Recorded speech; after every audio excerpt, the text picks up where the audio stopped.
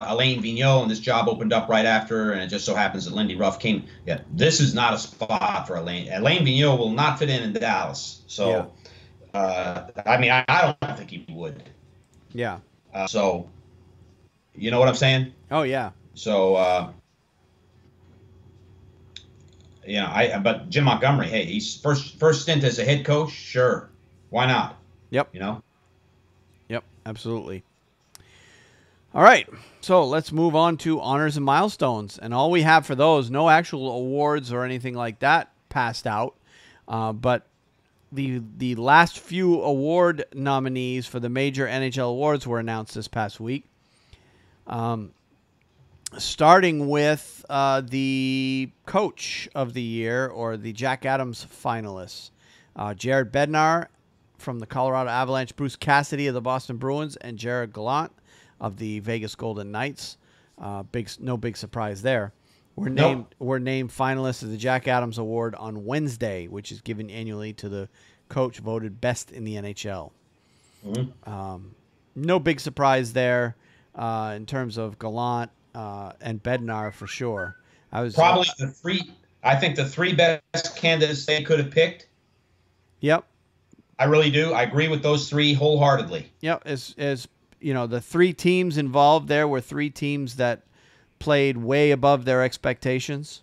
Boston Bruins, by most accounts, were not supposed to make the playoffs this year because of the youth movement that they were heading into. But everybody gelled nicely there, and they ended up one of the better teams in the league. Colorado was the worst team in the league last year. Made the playoffs this year quite easily. And then, of course, what the Golden Knights have done is without question remarkable. I fully expect Gallant will end up with the win in that one. Now, I agree. Those are the three good candidates. But of any of the awards that we have going on here in a little over a month, the award show is going to be in Las Vegas. Yep. This one is a no-brainer. Gerard Gallant is going to win this award. And if you want to put the house on it in Las Vegas, it's probably a good bet. I think he's going to win the award for this one. Yep, I would agree with that sentiment. All right, now the next award that was announced on Thursday was Edmonton Oilers captain Connor McDavid, New Jersey Devils forward Taylor Hall, and Colorado Avalanche forward Nathan MacKinnon were named finalists for the Ted Lindsay Award, given annually to the most outstanding player in the NHL, as voted by members of the NHL Players Association. So this is the players voting themselves, who they think is the best player in the game. Right. So no arguments with any of those three players there. All three had amazing runs this year. Right. Despite Edmonton not making the playoffs, but Taylor Hall definitely and Nathan MacKinnon definitely led their teams into the playoffs this year. Mm-hmm. And the final award nomination took place on Friday, and Taylor Hall, Nathan MacKinnon, and Anze Kopitar were named the three finalists for the Hart Trophy, which is the player most voted the most valuable to his team. Mm-hmm. And they're always very specific on the Hart Trophy is not the best player per se. It's the player who is most valuable to his team. I would agree Taylor Hall and Nathan MacKinnon were both valuable. They were way ahead of everybody else on their team in terms of scoring. Kopitar obviously was the offensive leader for the Kings as well. That's great. Yeah. So and I'm kind of surprised that little bit surprised that McDavid didn't make it, but probably the fact that Edmonton not making the playoffs by quite a bit probably took him out of the running for this one. Although I'm sure there are Edmonton fans that are not happy that he wasn't at least a finalist. But I'm actually thinking Taylor Hall wins this one. Oh, God. I hope not, but, he is worthy of being a finalist. Yep. So, all right, that's it for stories that I have anyway, unless you have some. No, that's good, Wayne. We knocked it out. And again, this is a week where, you basically got the playoff games going. That's what's being reported. That's what people are hearing about right now, and that's it's kind of an overload on the NHL.com network. Yep, for sure. So I would say that really is very good. All right, so that leads us into our power rankings.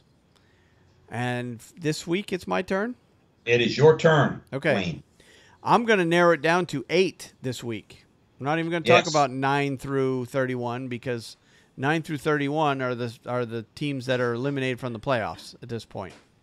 That's right. So at number 8, I have, and I actually did this one I did this before last night's games, so I probably should have redone this after last night's games. But going into last night's game, this is my top 8. San Jose at number 8.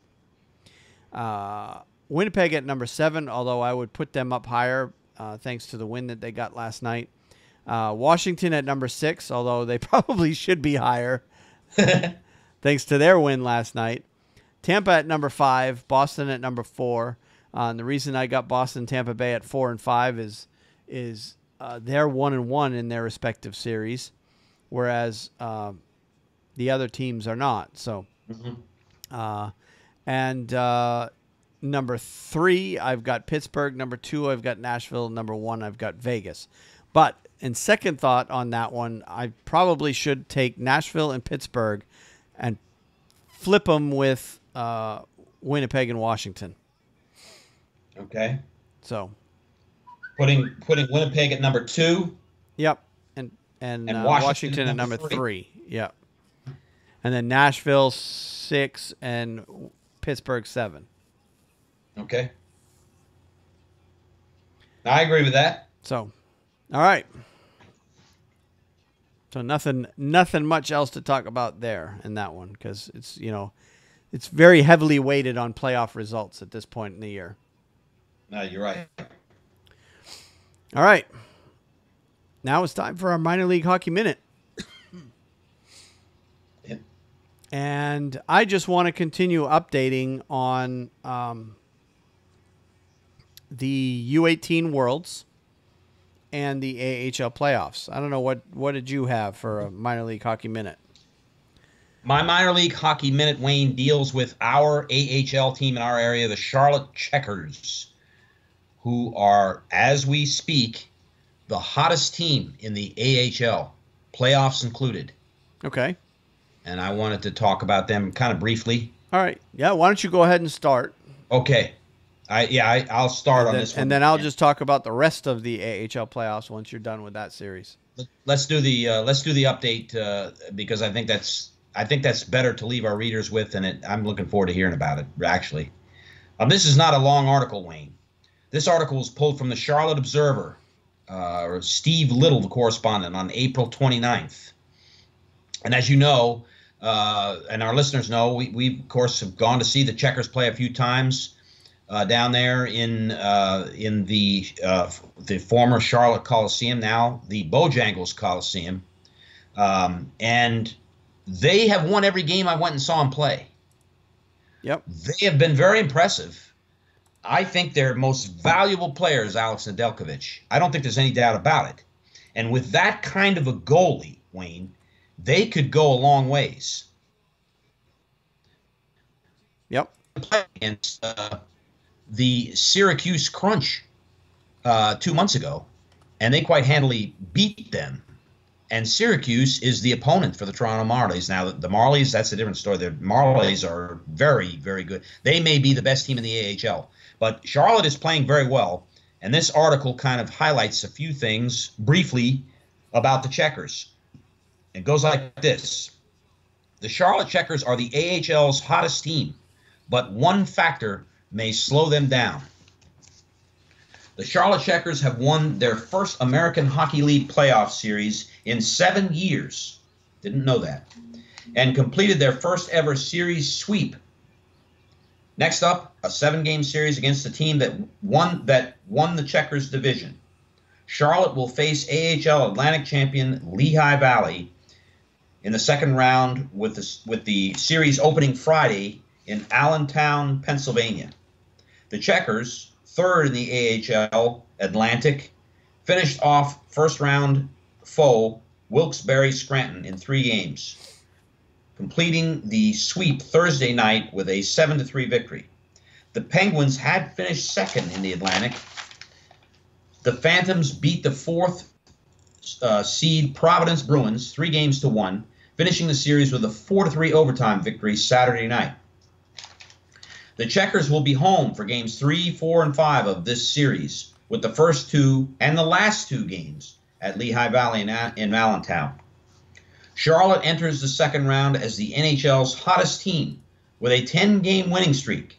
The Checkers haven't lost a game since mid-March, and they were dominating in their first-round series. The team's only problem against the Penguins were slow starts. Charlotte trailed 2-0 in 2 of the games and 1-0 in the other contest. That's something we have stressed getting off to a faster start, Checkers coach Mike Bellucci said prior to Game 3. Once again, however, Charlotte fell behind before rallying. You won't find a lot of differences between the Checkers and Phantoms, top farm team of the NHL's Philadelphia Flyers. The teams split their 8 regular season games. Each team was 3-1 on their home ice. Andrew Podorowski scored 5 goals in 5 games against the Phantoms this season, and Andrew Miller scored 2 goals and 6 assists. Opening games are this Friday and Saturday at 7 o'clock at Lehigh Valley. So that was my minor league hockey minute, just to give a quick thumbnail update on the Charlotte Checkers, who, by all accounts right now, stand a very good chance against Lehigh Valley. Yeah, they certainly do. Of course, Charlotte Checkers do have a couple of Hurricanes on their roster to help things out as well, but I'm sure the Phantoms do as well, with Philadelphia also out of the playoff running. So, all right. So as for the rest of the AHL, of course, the Lehigh Valley Phantoms did advance by beating the Providence Bruins 3-1 in their series. Charlotte, of course, going back to that, defeated the Wilkes-Barre Scranton Penguins 3-0. In the other series around the AHL, Toronto Marlies won their first-round series 3-2 over Utica. Syracuse beat Rochester 3-0. Chicago Wolves beat the Rockford Ice Hogs 3 games. I'm sorry, Rockford won that series 3-0. The Manitoba Moose beat the Grand Rapids Griffins 3-2. The Tucson Roadrunners won their first-round series 3-1 over the San Jose Barracuda. And then finally, the Texas Stars won their series against the Ontario Reign 3-1. So that sets up a second round, which is yet to begin. Those games begin this weekend. Lehigh Valley Phantoms, of course, are playing the Charlotte Checkers. Toronto Marlies are playing the Syracuse Crunch. Manitoba Moose are playing the Rockford Ice Hogs. And Tucson Roadrunners are playing the Texas Stars. Now, second round, the series are no longer best of 5. They go best of 7 from here on out. So it should take more than just a weekend to finish a series in the AHL. And, of course, those games will get started, let's see, probably tomorrow night. Yeah, I think that's right, actually. Yeah. Well, one game is today. There's one game today. Yep. And one game tomorrow, and then everybody else is playing Friday night. So, all right. Let's move on to the IIHF Under-18 World Championship. This tournament is over. Just finished. So these are the kids. These are essentially made up mostly of kids that will be drafted this spring. So it's the younger kids are just under the group. Of course, we had the under-20s back in December, January. This is the under-18s, so these are younger kids.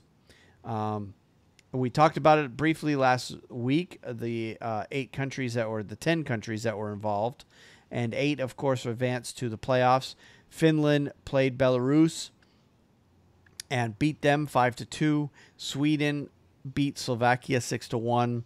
USA beat Russia 5-1, and Russia's the home country in this tournament. They're the host country. And then Canada lost to Czech 2-1 in their quarterfinal round. In the semifinals, Finland and Sweden advanced. Finland won that one 2-0, and the USA beat the Czechs 4-1 to advance to the championship game. And the gold medal game was Finland versus the U.S. Finland won that game 3-2. So Finland takes the gold. Sweden and Czechs played for the bronze, and Sweden won that game 5-2. So USA takes silver, and there you have it. Very good. The under-18s are done, and now the regular World Championship can now begin, which is happening, I think, tomorrow. Is the first game of the regular World Championship. So that's all I have for that tournament. Very good. Very good. All right. So that leaves us with just our picks of the week. Picks of the week, Wayne. We're down to picks of the week. And you had what? I have, won't take a couple minutes to finish up. Mine's a brief one. Yeah, mine's very brief too. Mine is the, and I included a link to the show notes, and I might as well just go ahead and get mine out of the way. Okay. Toronto's Garrett Sparks for the Toronto Marlies, AHL goalie. Yes. Saw a highlight on NHL.com where he actually made a save with his bare hand earlier this week. And, of course, the link to that article is in the show notes with a link to the video. Basically what happened is he's coming across the goal to make a save, and then he has to go back across to the other side.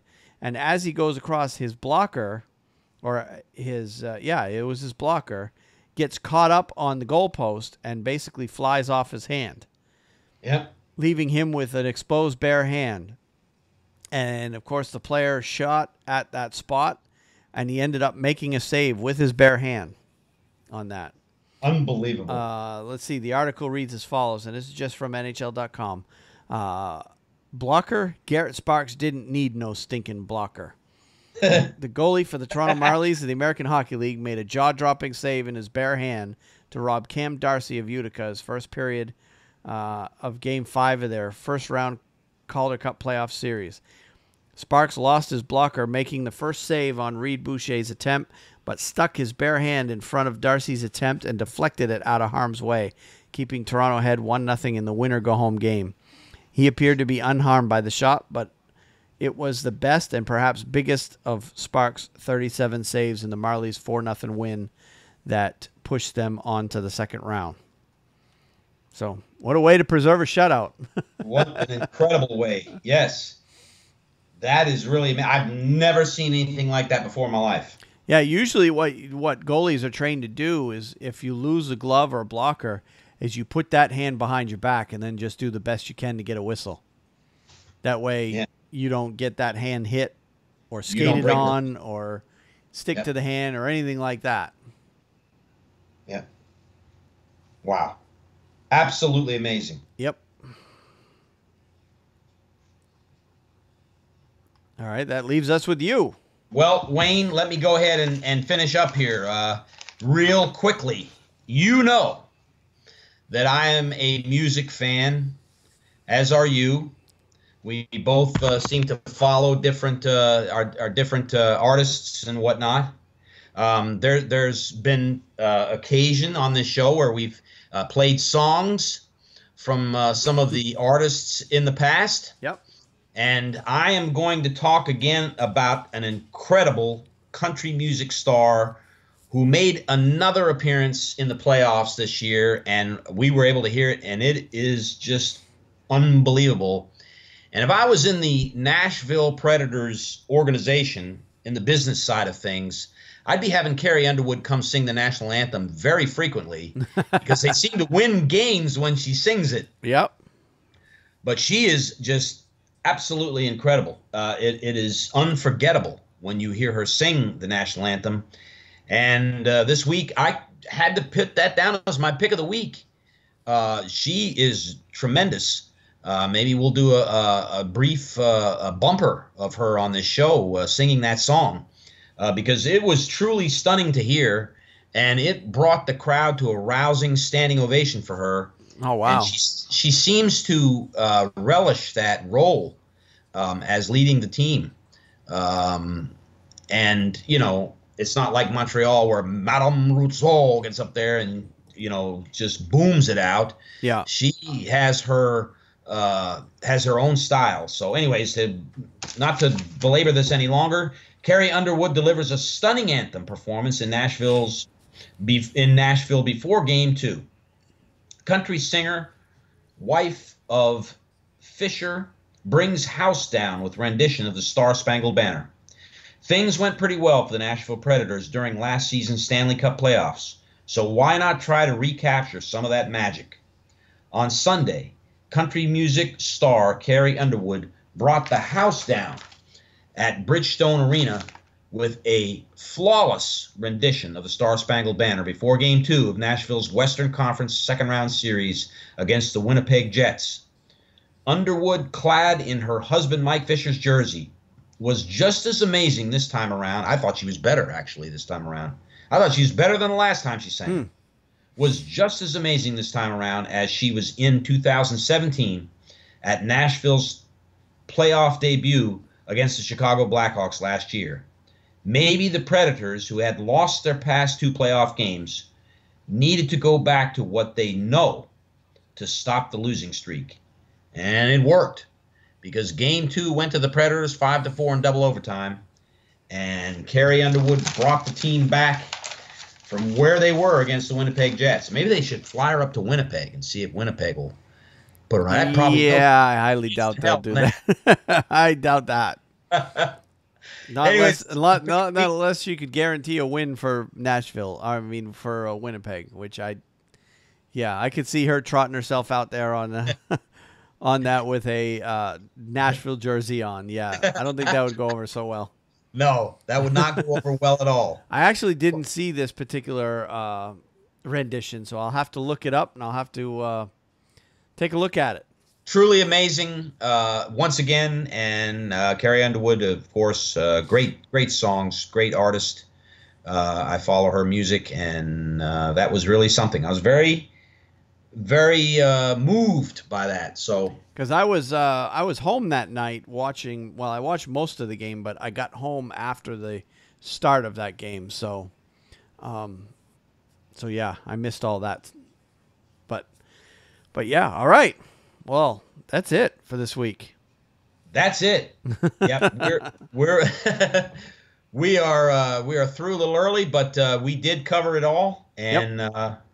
I'm telling you, there's still a lot going on. So still a lot going on. There's, I mean, all these series are fun to watch, and now the NBC is starting to show some of these pregame presentations that some of these teams are putting on. I know San Jose and Vegas are having a duel of sorts for who's got the better pregame presentation, because both are doing a spectacular job, and of course everybody pretty much is at this point. But although the Bruins, their pregame presentation is basically Rene Rancourt singing the national anthem. That's because he's calling it quits after this year, so they're getting all they can out of him before he calls it quits. But yeah. You get seeing all that, and just great hockey on the ice. At this point, all 8 teams had at least 100 points, as far as the teams that are remaining. So, I mean, it's anyone's guess who's going to win the Stanley Cup at this point. It could go any way at this point. I'll make a prediction. I think that we're going to get to next Wednesday night, if we do the podcast next Wednesday night. And I think there's going to be very few series. Maybe one series will be decided.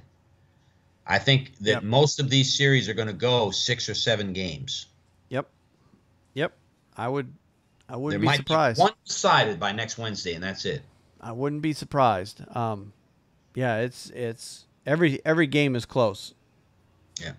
So even the ones that end up 7-4 are 5-4 until the last minute or two of the game. So yeah.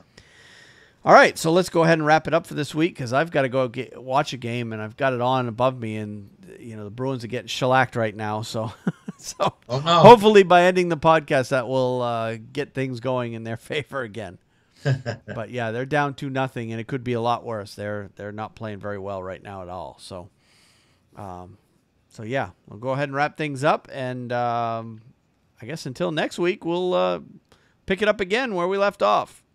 That sounds good, Wayne. Great to work with you again.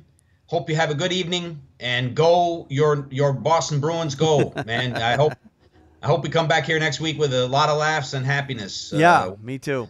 Watching the Bruins win. That's right. All right. Have a good week, Steve. Have a You good too, night. Wayne. All right. Good night. Yep.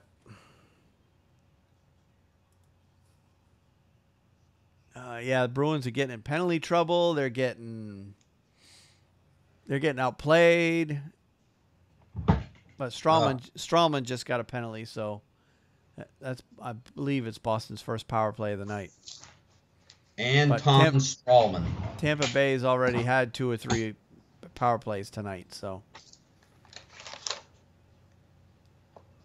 But yeah, it could be worse. Tampa Bay almost scored a few minutes ago, and not a good start tonight for the Bruins. Yeah, they'll be lucky if they get out of this period 2-0. Oh yeah, yep. They've come back from worse though. Oh yeah, as I said, Tampa Bay, just don't let it get 3-0.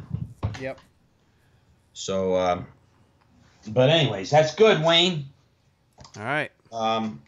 And I'm going to let you go because I know you want to watch that game. So I've had a wild week. My car would not start. Oh, no. And I went through 2 days of hell. And now a long day today. So I'm going to get some rest tonight. I might not watch any games, but we'll see.